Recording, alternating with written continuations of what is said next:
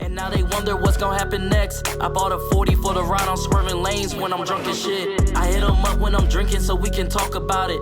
I tell them how I feel and they forget about me. Like they know how it feels to be forgot about, forget about my past. It's me, SimbaTV. Bang! What is good, YouTube fam? It's your boy Simba coming back here again with another reaction video for you guys today. For today's reaction video, we got Mr. Ballin'. The monster in her bedroom was real. Let's jump up in it, man. In a little town in the middle of America is this two-story house that's very modest, very plain, there's nothing unique about it, and it's even set far off the road behind some trees, so you really can't even see it. But today, when I tell you what happened inside of that house, you will never be able to look at it the same way again. Be sure to stick around to the very end of today's video because we have an important "Where Are They Now" type of segment. But before we get into today's story, if you're a fan of the strange, dark, and mysterious delivered in story format, then you've come to the right place because that's all we do, and we upload once or twice every week. So if that's of interest to you, please ask the like button to help you move out of your apartment and offer beer and pizza as payment. Once they accept and the move is complete, only serve O'Doul's and anchovy pizza. Also, please subscribe to our channel and turn on all notifications so you don't miss any of our weekly uploads. Okay, let's get into today's story.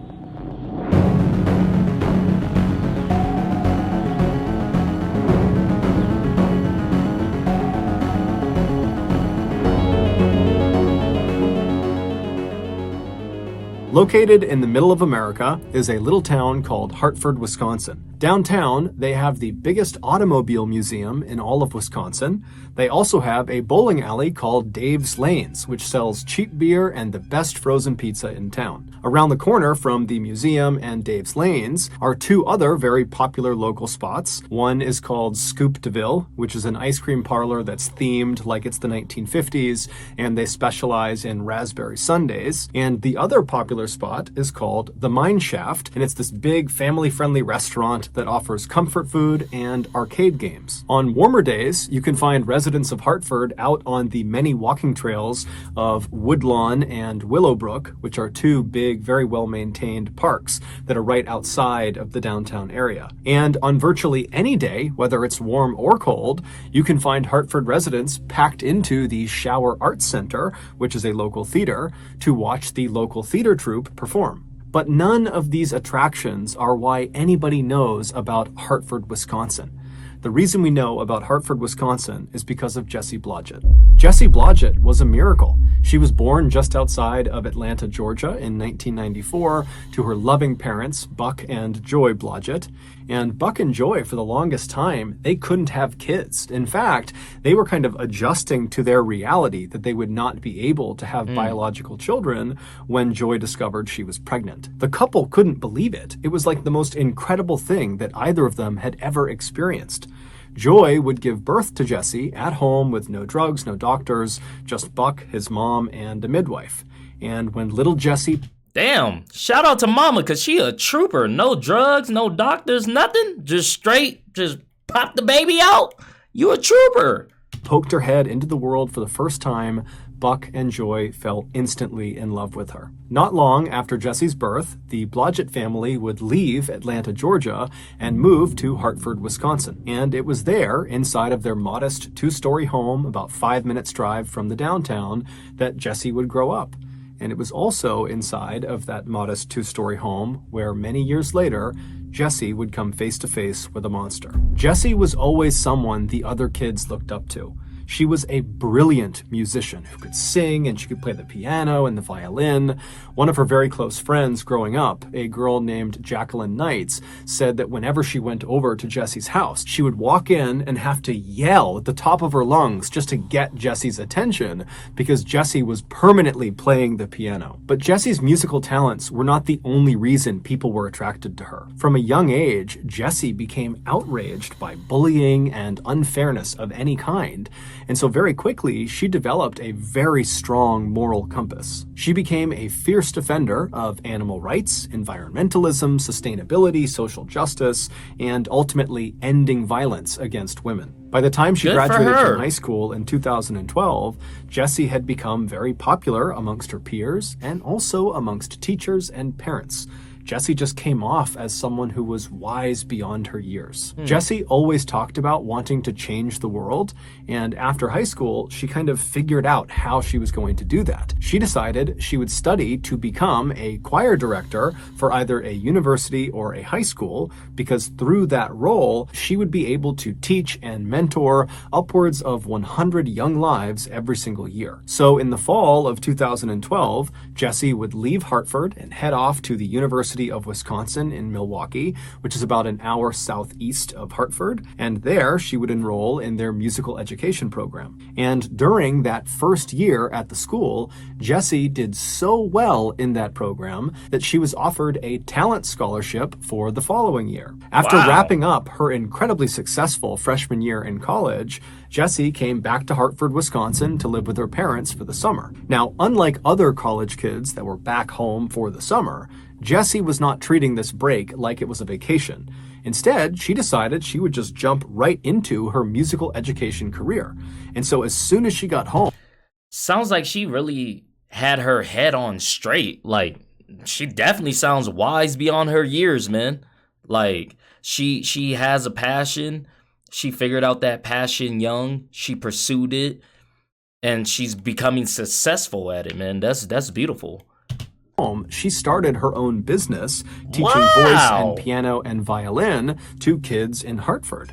And within weeks of starting this brand new business, she had over 25 kids signed up. When Jessie wasn't teaching that summer, she was often writing original music with her friend Dan Bartelt, who was also a very talented local musician. Or when she wasn't doing that, she was rehearsing at the Shower Arts Center, where that summer she had auditioned for and landed a central role in that summer's musical, The Fiddler on the Roof. Jessie was the fiddler, and she was very excited about this. The musical opened to a packed house on Friday, July 12th at 7:30 p.m., and Jessie and the rest of her cast were incredible.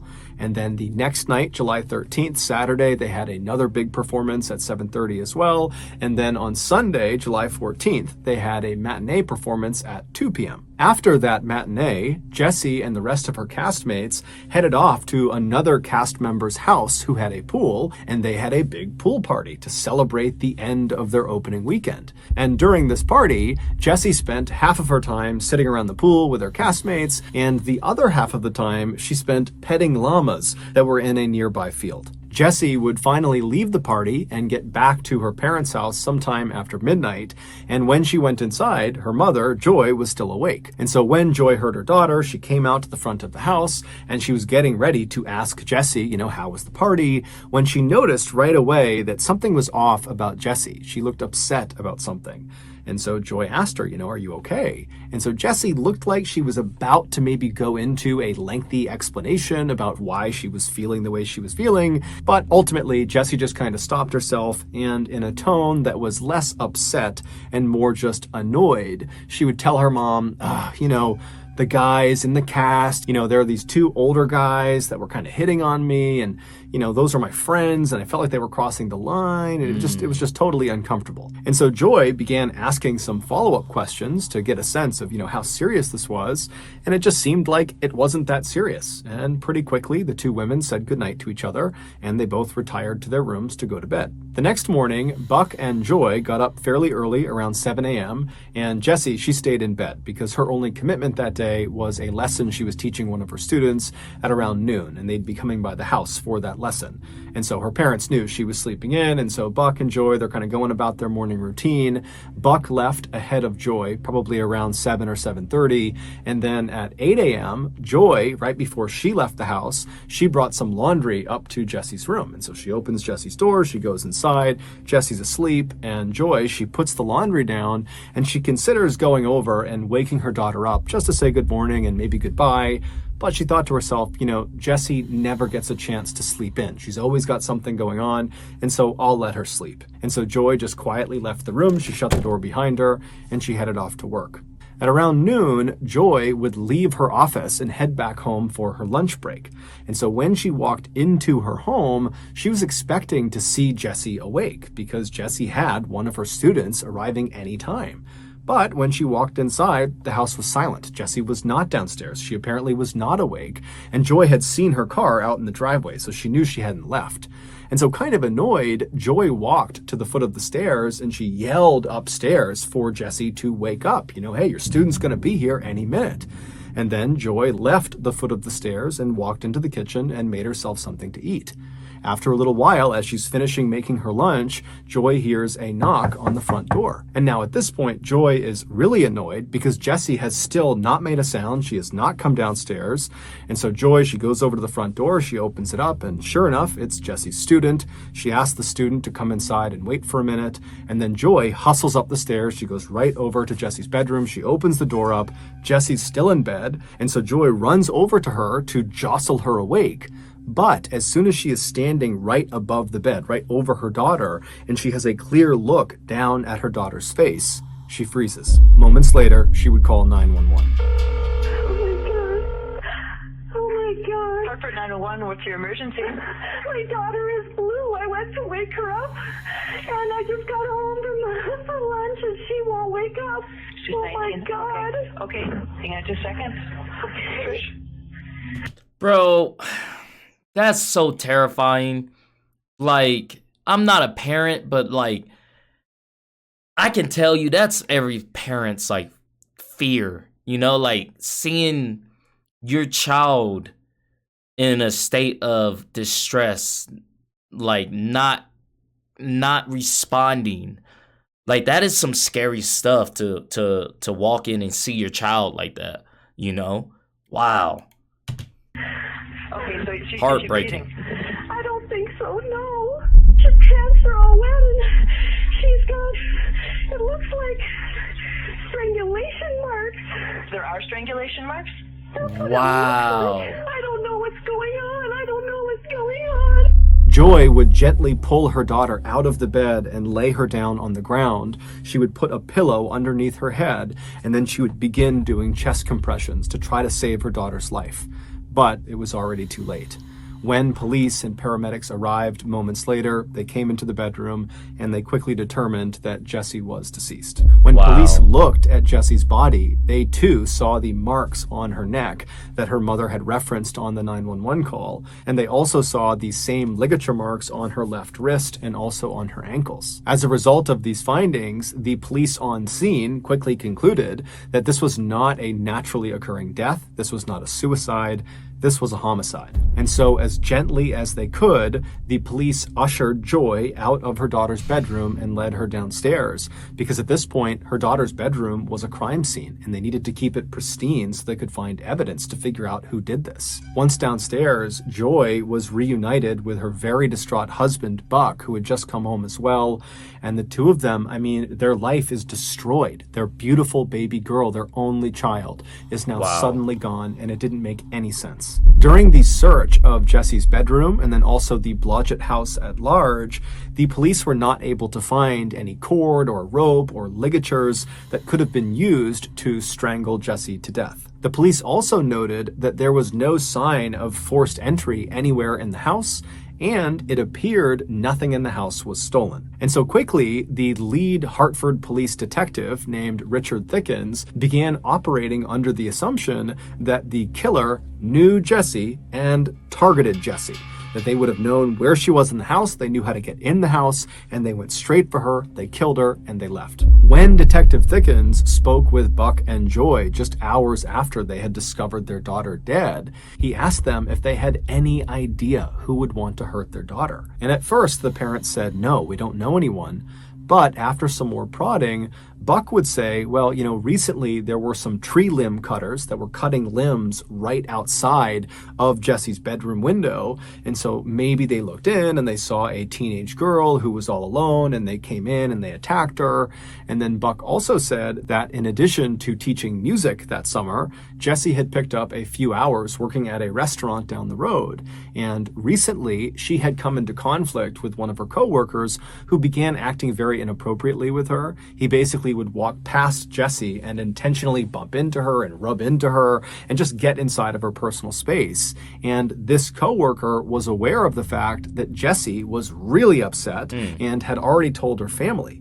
And so perhaps this coworker was disgruntled and was seeking revenge. Also, Joy would point out to the detective that the night before when Jessie came home, she had seemed really upset about something. She had said it was about these two guys that, were hitting on her at the party, and it made her uncomfortable. But Joy and Jessie didn't really get into it. So there was something obviously on her mind the night that she was killed. Following this discussion, Detective Thickens would go out and track down those tree trimmers. He would also track down the co-worker at the restaurant, and he discovered that they had rock-solid alibis and they were ruled out as suspects. As for the two older guys, the cast members from the pool party that had made Jessie uncomfortable, Detective Thickens found them, and he very quickly ruled out one of them, but he was not able to rule out the other. His name was Randy Talley. When Detective Thickens spoke to Randy on July 15th, the day that Jessie was found, Randy would deny having anything to do with Jessie's death. When Detective Thickens asked him, where were you the night before after the cast party? Where'd you go? And then where were you this morning? Randy would tell him that after the party, he went back to his apartment, and that is where he has been the entire time until right then. When Detective Thickens asked him if there was anyone that could corroborate his story, Randy said no, he was alone in his apartment the entire time. Shortly after speaking with Randy, the police were still searching Jessie's bedroom for evidence, and they discovered her diary. And her final entry in this diary only made Randy seem more suspicious. Despite downplaying the incident that Jessie had had with these two older cast members at the pool party, after Jessie had spoken with her mom briefly when she got back from the party, she had gone up to her room and then made this final diary entry. And in it, she talks about being really upset about what these two guys had done to her. She said that these two guys were corrupting her and that they were taking what should be platonic love and perverting it into a competition. Her closing lines seemed to indicate that she might have been expecting some sort of future confrontation with these two guys. The lines read, "I am not helpless. I will recognize problems and confront them without fear. God be with me." Between Randy's lack of an alibi and then Jessie's kind of ominous final message that seemed to be talking about Randy, Randy quickly became the primary suspect in this murder investigation. But Randy's cell phone records indicated that he had not had any interaction, no calls, no text messages, with Jessie leading up to her death. And around the time in the morning of July 15th, when she would have been killed, Randy's cell phone was in his apartment, far away from Jessie's house. And so while this didn't definitively mean that Randy could not have killed Jessie, because he could have just left his cell phone at his apartment when he carried out the attack, what it did mean was there wasn't any real evidence to support the idea that Randy killed Jessie. And so the Hartford police had to go back to the drawing board and try to find new leads to chase down. And on July 16th, just 24 hours after Jessie was discovered, the police would get a huge lead.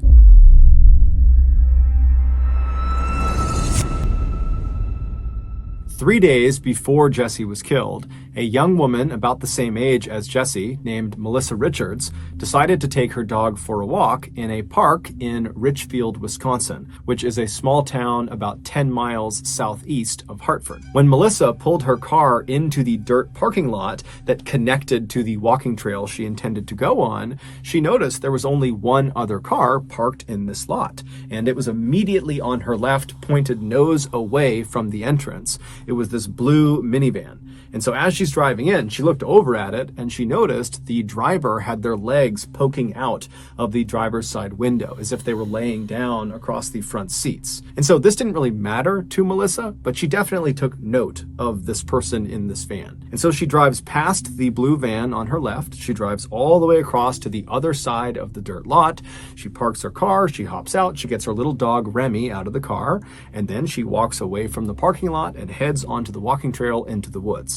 The trail that she was walking on was basically a big loop that ended at the entrance to the dirt parking lot. And so when she was done with her walk, she would be walking directly across the entire parking lot, which would mean she would be walking on foot past that blue minivan if it was still there when she was done. And so Melissa does a 30-minute loop. She gets all the way around and she reaches the entrance to the parking lot, and she sees the blue minivan is still parked where it was, except the driver no longer has their feet poking out of the window. Now she can't see if there's anybody in the van at all. And so Melissa, again, she's not really thinking about this. It's crossing her mind, but she's not on edge about this van.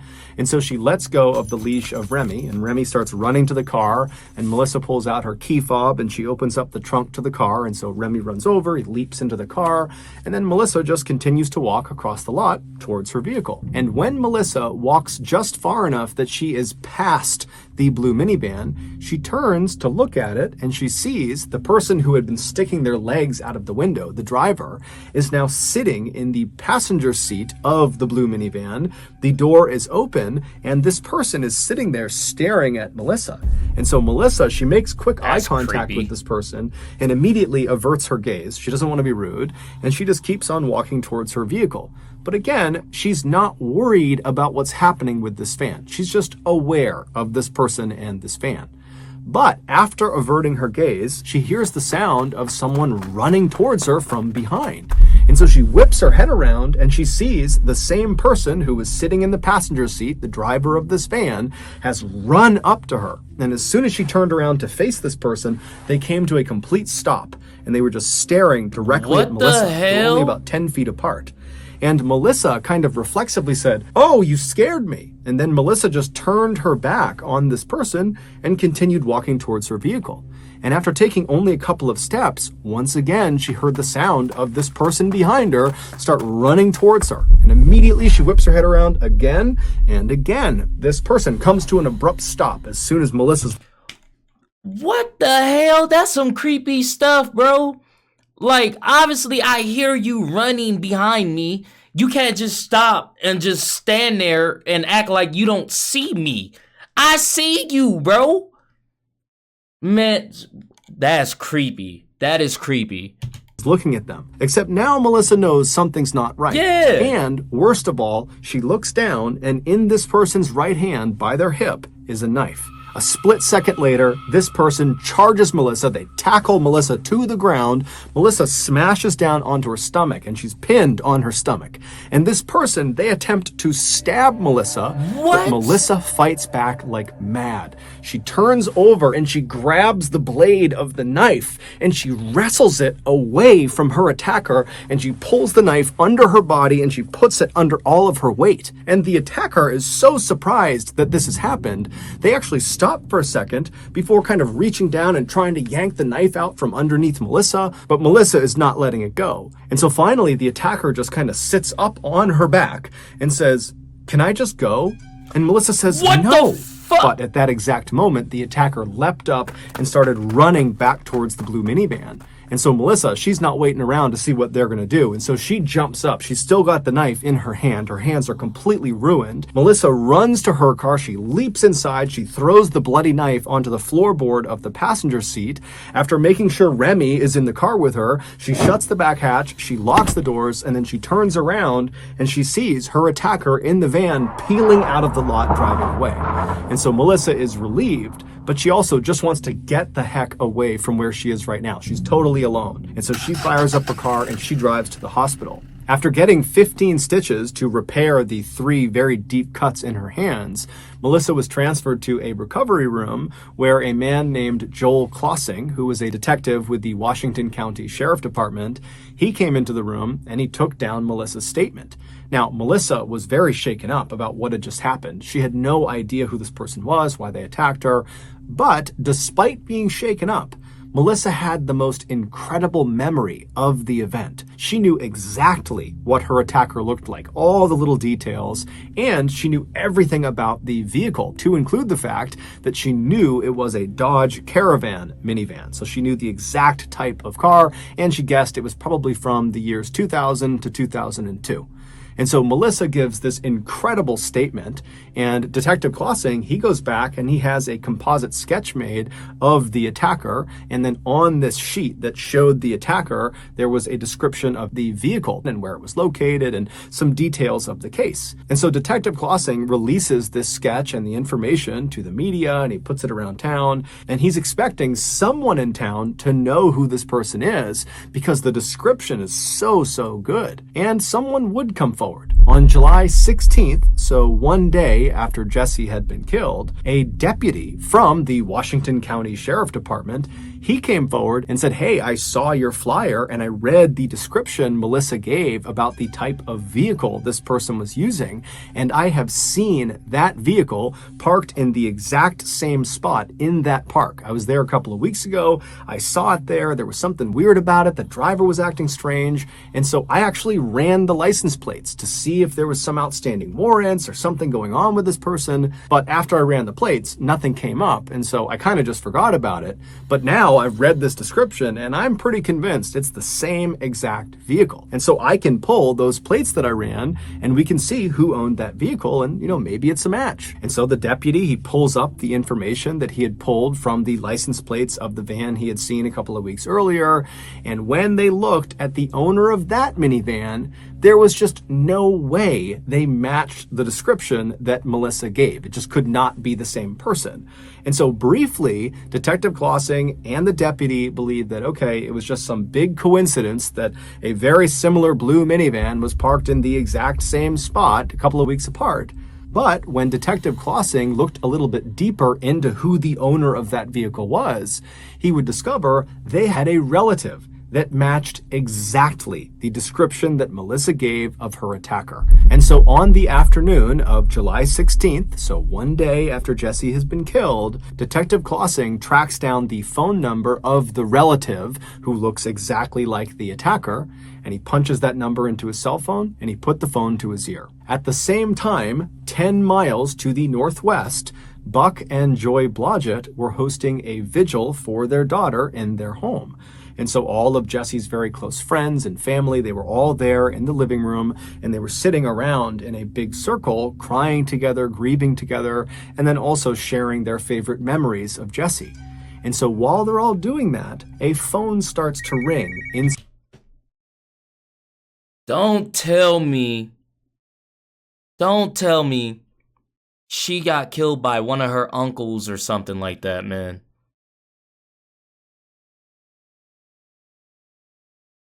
Side of the circle. And the owner of that phone, 19-year-old Daniel Bartelt, who was a very close friend of Jessie's and who had spent much of that summer coming over to the Blodgett household to make original music with Jessie. He stands up and he walks quietly away from the group, and then he answers the phone, and it's Detective Klossing asking Daniel to come into the station to talk about Melissa Richards. Daniel would make his way to the police station that afternoon, and he would be interviewed by Detective Klossing and another detective. And even though they had brought Daniel in to talk to him about Melissa Richards, it was not lost on these detectives how strange it was that Daniel is at the home of a recently murdered young woman where that case is unsolved, and he is now the suspect of another attack on another young woman that happened only a couple of days earlier and only a couple of miles away. And so as soon as Daniel sits down, Detective Klossing kind of casually asks him, hey, why were you at Jessie Blodgett's house when I called you? And Daniel would say, well, I'm very close with Jessie, and so we were there as part of her vigil because she was killed yesterday. And so the detective kind of did gradually shift to Melissa Richards, which Daniel would say he had nothing to do with. But as they began asking him questions about Melissa, Detective Klossing and the other detective noticed that there were cuts on Daniel's hands. And so they kind of cut him off and they asked Daniel, how'd you get these cuts on your hands?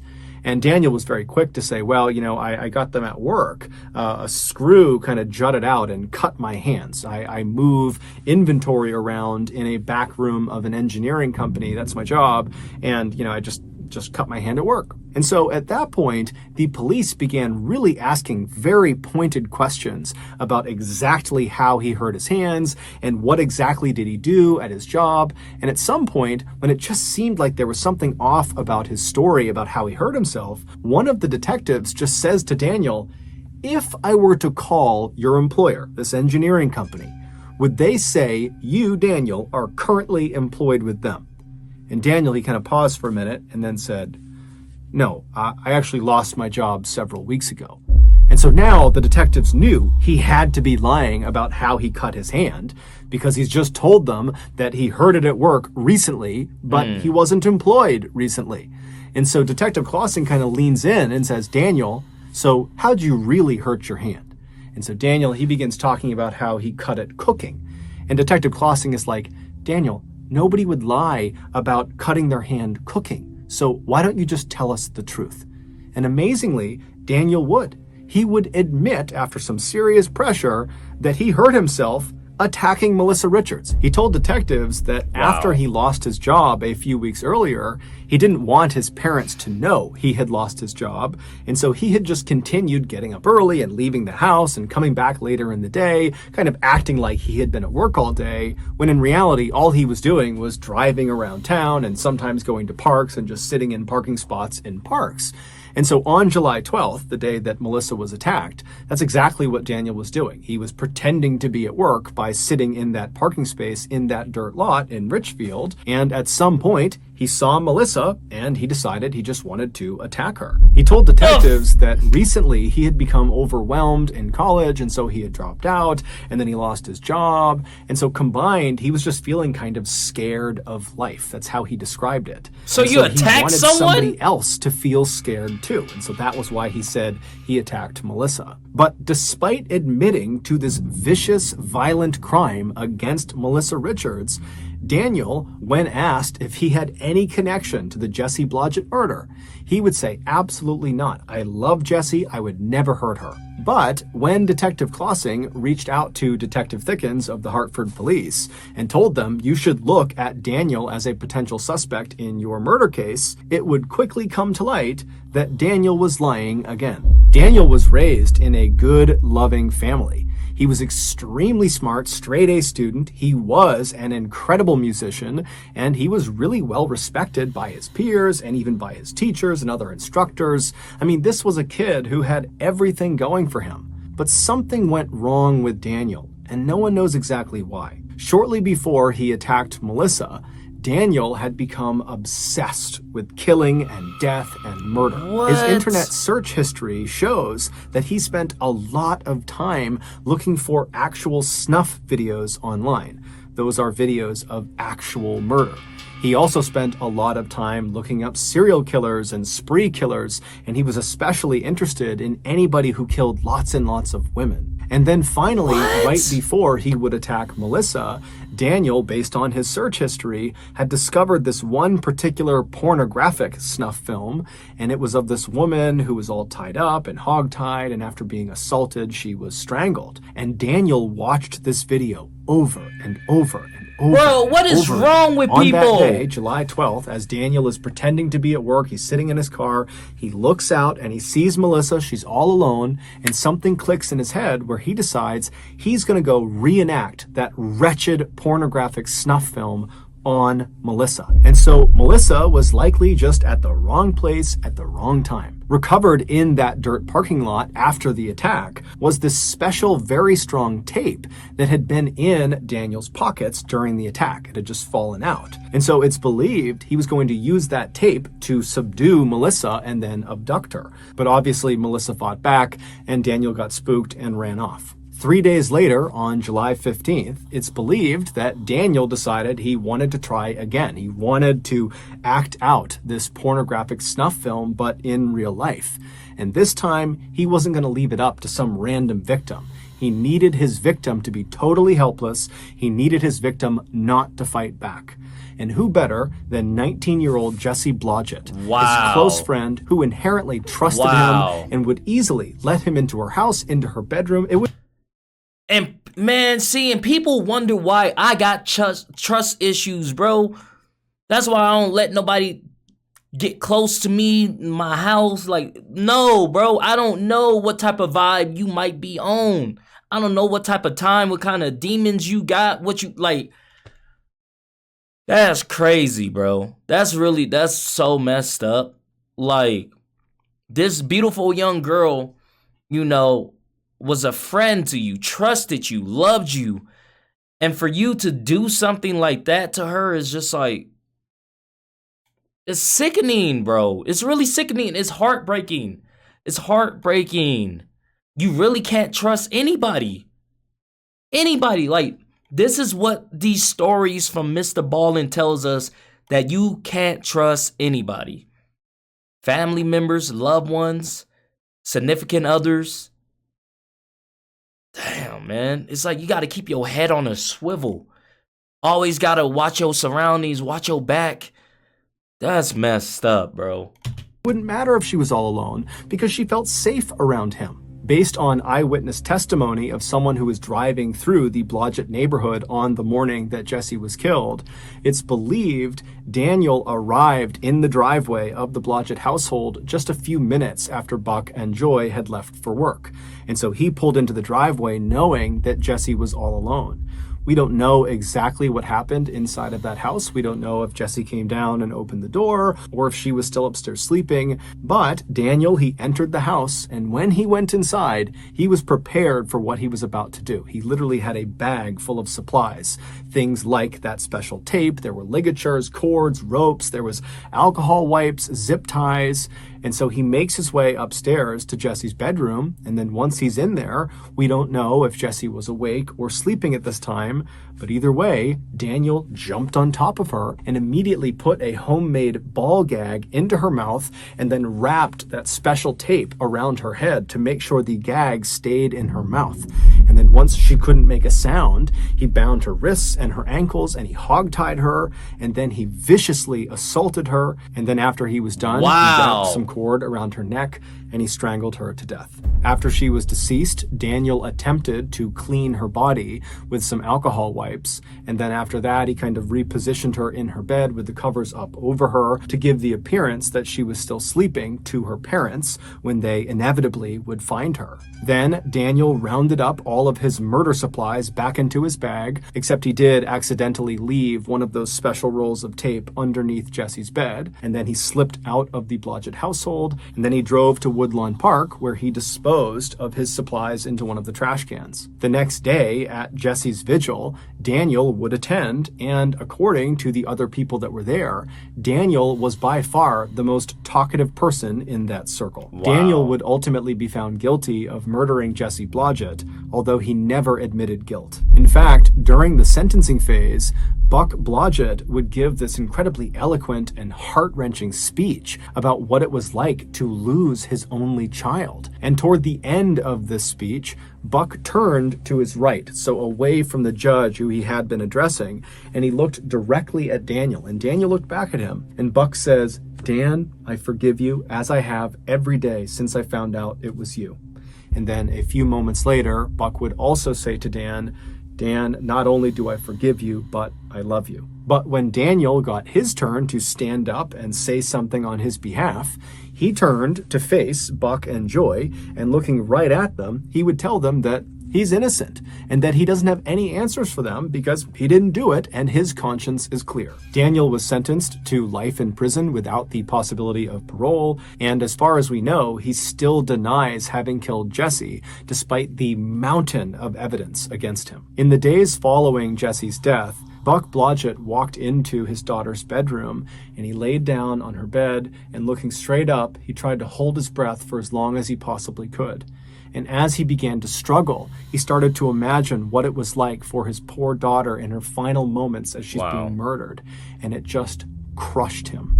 He thought to himself, I wasn't there for my little girl when she needed me the most. But instead of just carrying that terrible burden around with him for the rest of his life, Buck and his family decided they had to do something to honor their daughter's memory and maybe even change the world, which was something that Jessie always talked about wanting to do. And so Buck would go on to start the Love is Greater Than Hate project, which is this incredible charity whose mission is designed to end male-on-female violence and to inspire love over hate. Buck's charity is a recipient of a Mr. Ballin Foundation grant, and if you have been moved by the story in some way, I would highly encourage you to contribute to Buck's charity. You can find the link to their website below where you can donate. Shout out Mr. Ballin, man. Shout out for that donation link. Y'all go donate, man. That's taking a tragedy and turning it into, you know, something beautiful for others, you know. Keep pushing forward. That's all we can do in life. Man, that is crazy, bro. That is one crazy story. Very, very, very heartbreaking. Heartbreaking, man. If you guys like this video, go ahead and hit that thumbs up button for me. Thank you guys for commenting, sharing, and subscribing. And I'll see you guys next time. Peace.